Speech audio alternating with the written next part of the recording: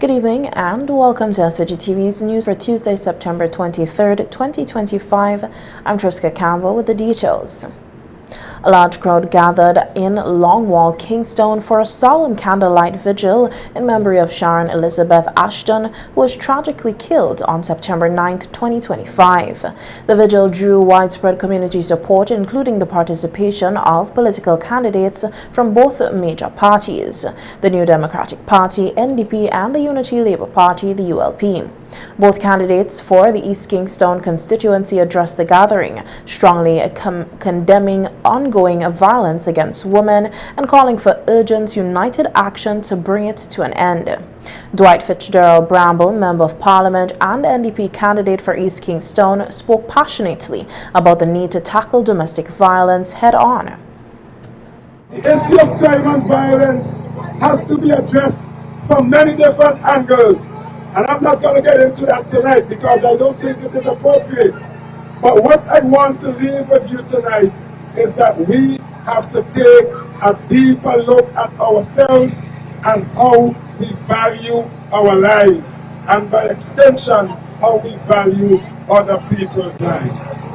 I want to tell you as your representative currently and your representative for a very long time, you can rest assured that my support, my activism, and my involvement in the betterment of this community and all the other communities is unwavering and will not end.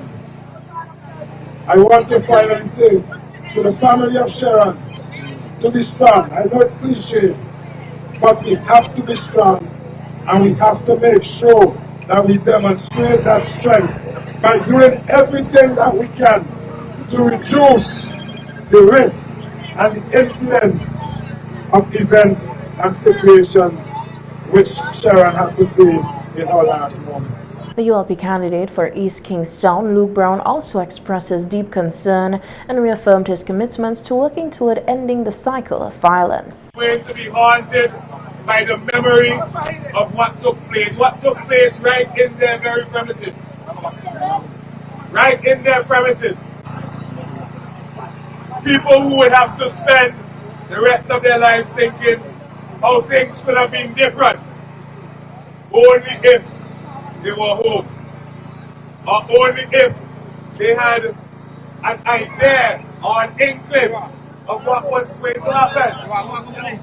The truth is, the best tribute we can pay to Sharon's life tonight is to make sure that we work hard to build stronger and better communities and to stamp out crime and violence against women and against anyone from our society. And I want to say tonight, on this sacred occasion, on what has now for us become solemn ground, as we hold our candles aloft so that the light of her life could live on through us, I give the commitment to devote the rest of my life to working hard, to building stronger communities and creating peaceful societies for all of us to live in and for our children to grow up in. Also in attendance were several prominent figures, including Minister of National Mobilization and Gender Affairs Kisa Peters and President of the National Council of Women Beverly Richards, both of whom expressed solidarity with the grieving family and renewed their calls for action to protect women.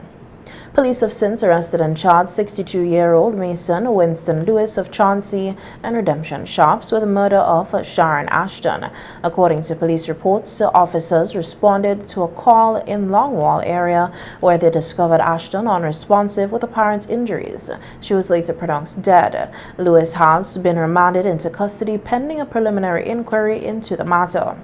The vigil served not only as a tribute to Sharon Ashton's life, but also as a powerful reminder of the urgent need to address gender-based violence across the nation. Community members left with heavy hearts, but renewed determination to push for change. Crown Counsel Cornelius Tittle has emphasized the importance of the public understanding the legal powers and authority of the Royal St. Vincent and the Grenadines Police Force. He made the remarks during the last night's edition of the Police on the Beat program. Tittle explained that police officers are legally empowered to make arrests without a warrant in specific situations, such as when there is reasonable suspicion of crimes like burglary. These powers are granted under existing legislation to ensure that law enforcement can act swiftly when necessary. And Tittle said there are clearly defined circumstances under which an officer may arrest someone without first obtaining a warrant.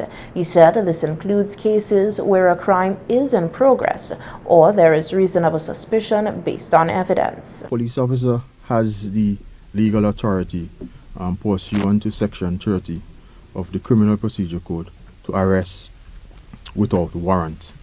And a number of cases, and I will focus on the most frequently used subsections. A police officer can arrest without a warrant in a case where he reasonably suspects that an indictable offense has occurred or is about to occur. Right, and indictable offense is defined under the said Criminal Procedure Code, but I would not go into the definition of what an indictable offense. So that is one scenario in which a police officer can arrest without a warrant. 2, a police officer can also arrest without a warrant where any offense at all occurs in his or her presence. Also 3, where a police officer reasonably suspects that a person has in his possession any stolen goods or goods that were unlawfully obtained. He has that authority to arrest that person.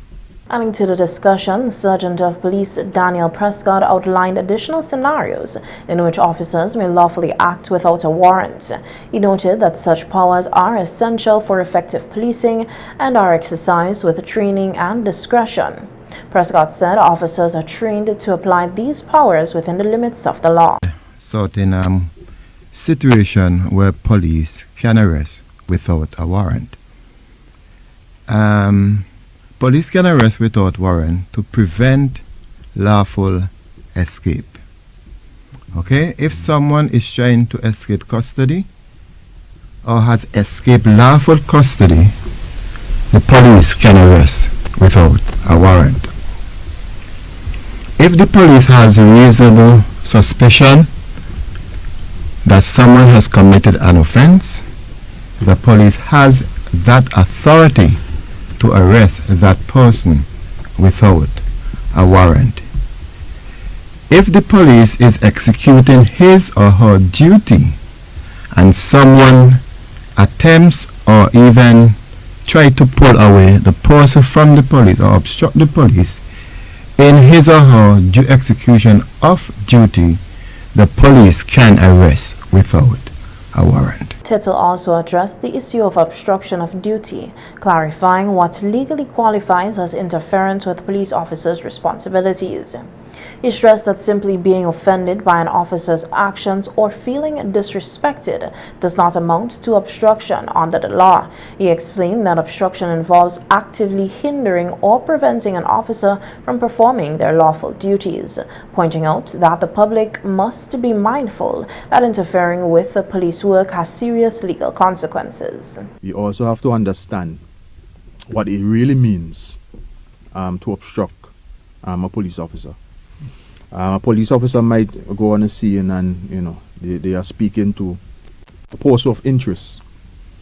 And it's not because a third party might say something that the police doesn't like. That doesn't necessarily mean that they obstruct him. Correct. Obstruction is a situation where this third party commits an act that basically prevents the police officer from executing his duties.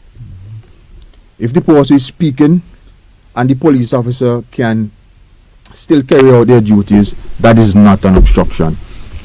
Right? a person hurting your feelings or your ego is not obstruction.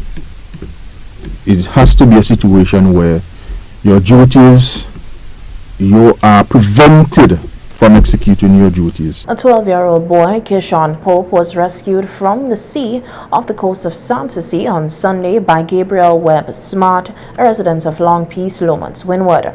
According to Smart, who spoke on local radio this morning, he was alerted to the situation by a young man who approached him in desperation, pleading for help to save the boy, who was reportedly in distress in the water. Without hesitation, Smart grabbed whatever equipment he could find and rushed to the scene. By the time he arrived, Pope had already been in the water for over an hour, struggling to stay afloat. On the bayside, then I run up on the rock and I go over. When I stood in the water, struggling, and I look real terrified to see a young youth look like he's going to die.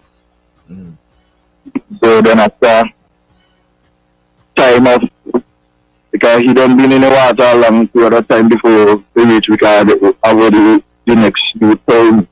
He been in the water at least an hour and some, and after going in the water, we still been in the water at least 40 or so minutes.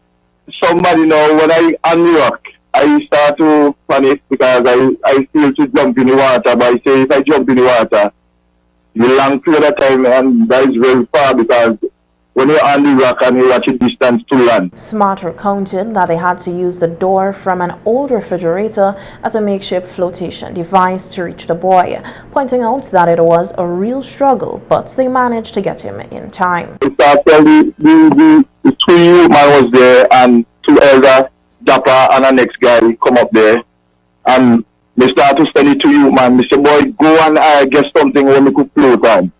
The two youth run.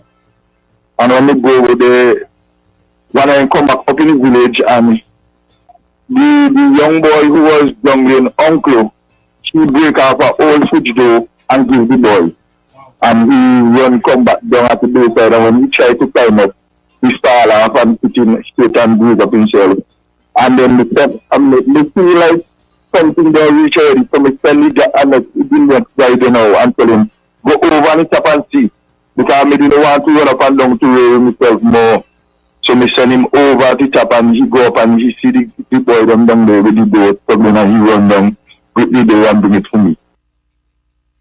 The front of the piece of iron on the fridge, and then they put it in there, a little bit of water and the rock. I said this is supposed to could work, and this in the water, and I see when pressing down the walk in, they just jump off in the water. I say no turning back. I say I'm going to try and make sure get this youth man. All and knock him back and help him pull him up and then he ball and he start to balance. Oh God, well boy, I think nobody now come to save me, and in their ball. And so I say, boy. Approximately 40 minutes after Smart entered the water, the St. Vincent and the Grenadines Coast Guard arrived and transported both the rescuer and the boy to their base in Caliqua for medical attention and observation. Pope is reportedly recovering well. The rescue took place in the South Central Windward constituency, represented by Minister of Agriculture and Fisheries, the Honorable Suboto Caesar. Opposition candidate for the area, Israel Bruce, publicly commended Smart for his heroic actions and called for formal recognition of his bravery. On Monday, the Agency for Public Information, APR, reported that Minister Caesar will officially honor Gabriel Smart for his selfless act. He will be presented with a certificate of commendation along with a voucher for the purchase of swimming and diving equipment to support his passion for the sea and future life-saving efforts. Cancer does not discriminate and can affect anyone regardless of age, gender, or background. This was the key message shared by Dr. Naja Peters, who appeared on the Talk Your Talk program on NBC Radio to highlight the importance of cancer awareness with a particular focus on prostate and breast cancer. Dr. Peters urged the public to educate themselves about the risk associated with cancer and to take full advantage of early screening opportunities with significantly improved outcomes. I strongly advise persons to come down and support. this is not just something that might say, okay, it affects you only. You know, diseases, they don't discriminate. Cancer does not discriminate. It can affect anyone. And just to advise our men that over 47% of males can actually be asymptomatic. Okay, meaning that there are persons who may not exhibit any symptoms at all of prostate cancer, but they actually do have prostate cancer. So for you to educate yourself, to know the importance of early screening, that is something that can actually be beneficial to you in the long run where your health is concerned. Generally speaking, prostate cancer screening may start a little later, but for persons who have an immediate relative, say for example, your father, a brother who was diagnosed with prostate cancer, then screening starts a bit earlier, like around the age of 40. Okay, so education and screening at that stage is very important because the aim is essentially for you to detect cancer which would not have spread to other organs. So, for example, if that cancer is contained only in the prostate, there's a better chance of survival for that individual and a better chance for the most appropriate treatment scheme for that individual. Dr. Peters noted that September is being observed as Prostate Cancer Awareness Month, and a number of activities are planned to help educate men about the disease and the importance of routine screenings. As part of the month's observance, Men's Wellness Day for police officers will be held tomorrow, offering free health screenings and valuable information on men's health issues. Yes, so activity tomorrow, we are essentially sharing with the Royal St. Vincent and the Grenadines Police Force. We have been trying to target those entities where we have large number of male population, which our police force falls in that category.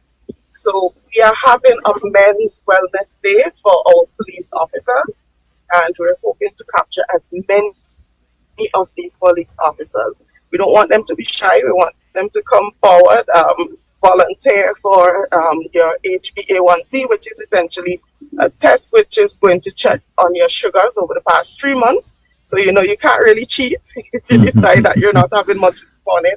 You know, it's really going to give us an average of what it has been over the past 3 months. And most importantly, we're hoping to do some PSA testing as well, education on prostate awareness, and we're also going to be doing some blood pressure checks. So as we said, it's a wellness day for our males of the Royal St. Vincent and the Grenadines Police Force. So this, we are hoping to start at 9 a.m. and this should be at the New Montrose headquarters, the Royal St. Vincent and the Grenadines Police Force. Additionally, Dr. Peters announced that a public health fair will be held on Friday, open to the general public. The events will feature free medical testing and educational sessions, giving individuals the opportunity to take proactive steps towards safeguarding their health. Friday, we have another activity which would be open to the entire public. Great. So we're hoping that persons can patronize that day as well. Well, so tell us about that one. Okay, so Friday. This would be in the form of a health fair, and this would be located next to the post office where the Treasury site, you know, that parking lot area. So we would set up there. We would also be offering education on prostate awareness. We'll be offering as well some free vouchers for prostate testing. We'll also be offering HbA1c testing, blood pressure checks. Okay, so it's all about education, empowering the public with the information that they need to be able to take care of themselves, to decide, okay, I'm going to get a check.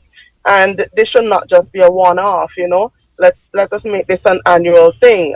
If I have a family history, let me make this, say, do I have to do this every 6 months or do I have to do this every 3 months? So we are hoping to empower persons with the information that they need to make appropriate decisions, because we know health, it's a shared responsibility. Prevention and early detection remain key, and Dr. Peters reiterated, encouraging both men and women to participate in the upcoming events, noting that we all have a role to play in promoting a culture of health and awareness.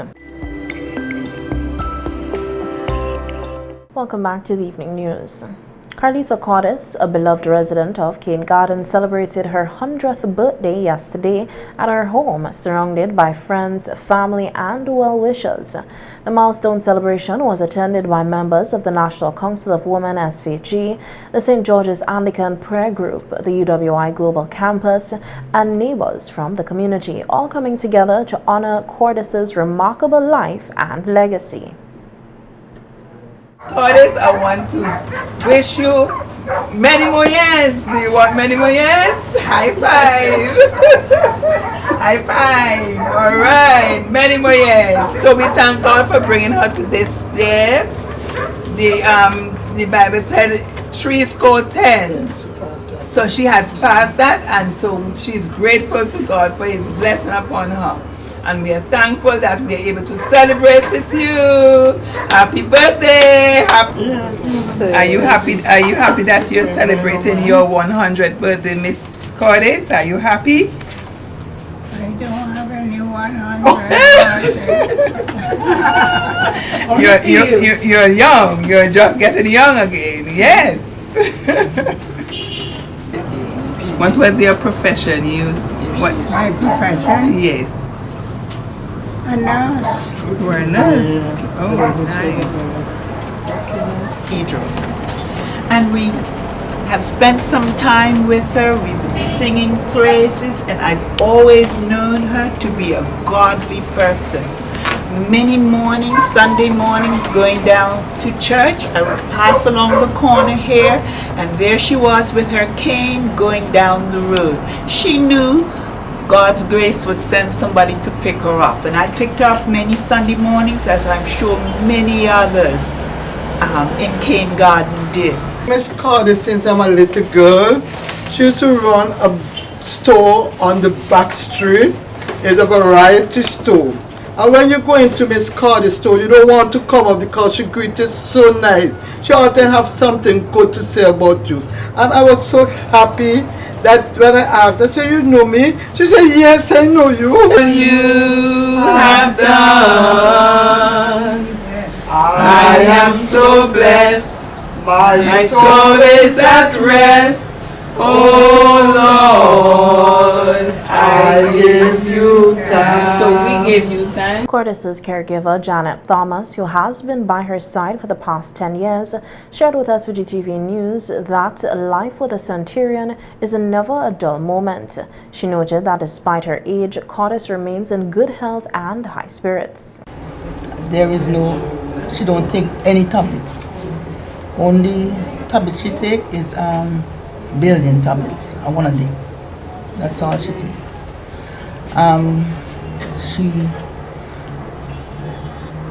Tea. She love her tea. Oatmeal. She loves fish broth and soup. And soup. She loves water food. She don't like no chemical stuff. Like like Kool-Aid and Tank and them thing there. She don't drink them kind of thing. Natural. She mostly drink natural. When we get up on mornings, we make sure that we have our prayer session. We make sure that prayer take place, and then we have our breakfast. Carlita Cordes, who has one child, spent much of her professional life as a nurse working in the United Kingdom, the United States, and Africa. After years of service abroad, she returned to St. Vincent and the Grenadines, where she practiced nursing for a short time before retiring. Following her retirement, Cordes went on to open a small business, details not provided, and remained active in her community and church life. She speak about England, in the hospital where she was over, the ward, and she will speak about being in charge of the nurses and things like that. How I used to get along with them. I will find the one who is in need. She said, I'll look for the one who is in need, and I'll train that one. I'll train that one how to be honest, how to distribute stuff. She said, not the one will have plenty of them. Not them who come with plenty. She said them who have just a little coin from the background of the person.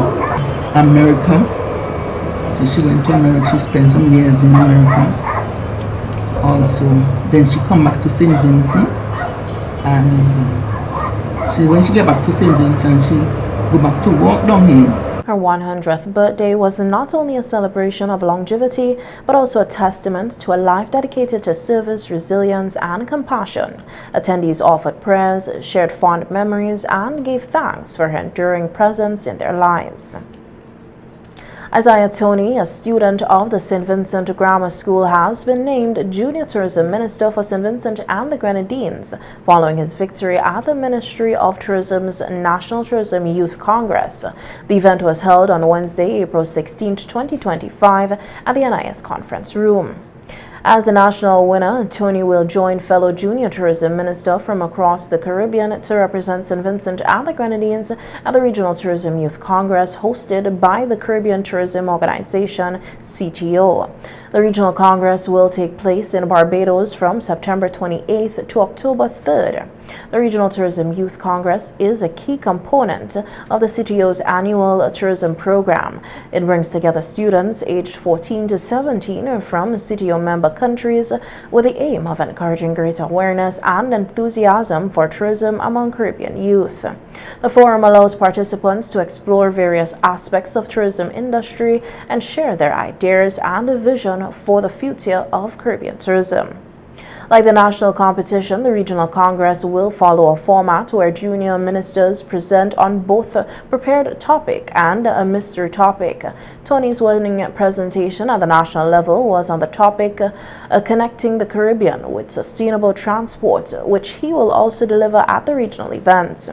The Ministry of Tourism has announced that the Tourism Education Officer, Anil Beach, will accompany Tony to Barbados as his official chaperone. The ministry expressed pride in Isaiah Tony's achievement and confidence in his ability to represent the nation with distinction. In other news now, the Carnival Development Corporation will be hosting its annual prize-giving ceremony on Sunday, September 28th at the Victoria Park, commencing at 7 p.m. The ceremony would hear addresses from Carlos James, Minister of Tourism, Civil Aviation, Sustainable Development and Culture. CDC officials and sponsors. Also included would be the distribution of trophies and prize monies won at the various competitions.